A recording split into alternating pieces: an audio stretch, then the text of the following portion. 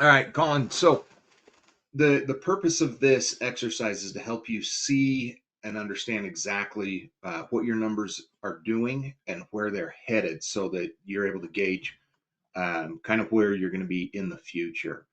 Colin, how old are you today? As of this date, I'm 33. 33. All right. So you've got another 32 years before you sail off into the sunset and call it retirement. As we look at future numbers, how much household income wise, what are you looking at today? Uh, well, let's give it a quick math equation. How's that sound? All right, Let's just call it 180,000. 180. All right. Now, when we look at national numbers and all the research, they are showing that income increases by about 6.9% annually. A lot of people look at that and think, I've never seen my income going up that at that rate. Are you okay if we go just conservatively at 4%? Send it. All right. So what that means, Colin, is over the next 32 years, you're going to have over $11 million pass through your hands during that period of time. Is that about what you expected, or more, less? I don't know. I'd probably be just throwing a dart at the dartboard, but if I were to guess, people would be really surprised to see multiple seven, eight figure number pass through their hands, to be honest. It shocks a lot of people because we really don't think about it. We see what it is on a monthly basis, an annual basis, but when we really look at the long run on it, people don't realize how many millions of dollars are actually going to be passing through their hands. Now, unfortunately, we're not able to capture and save all of that money. We've got to spend some because of life.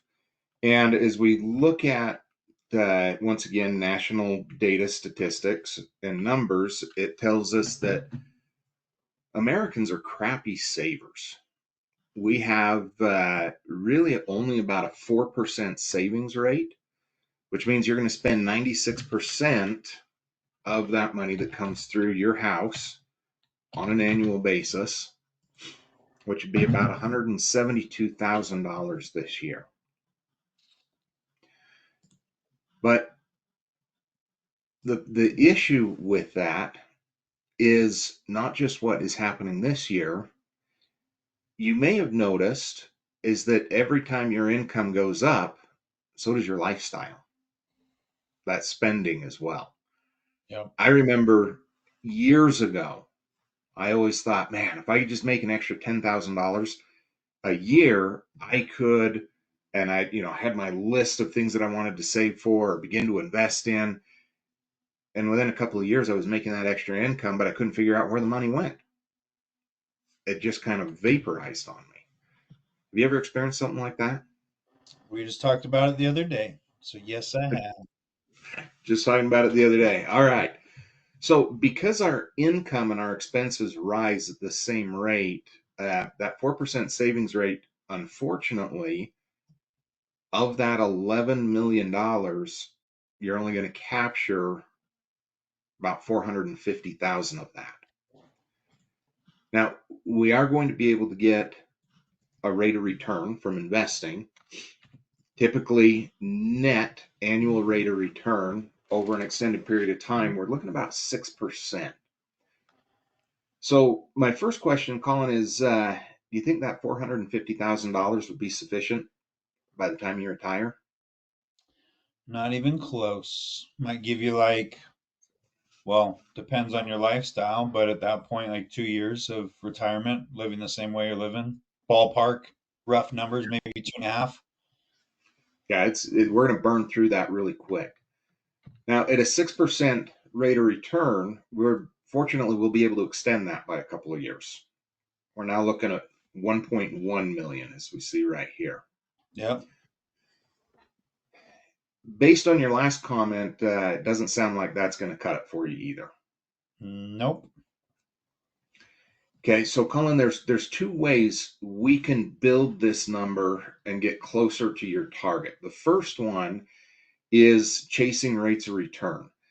Now, when we go chasing rate of return, we also increase the inherent risk associated with it.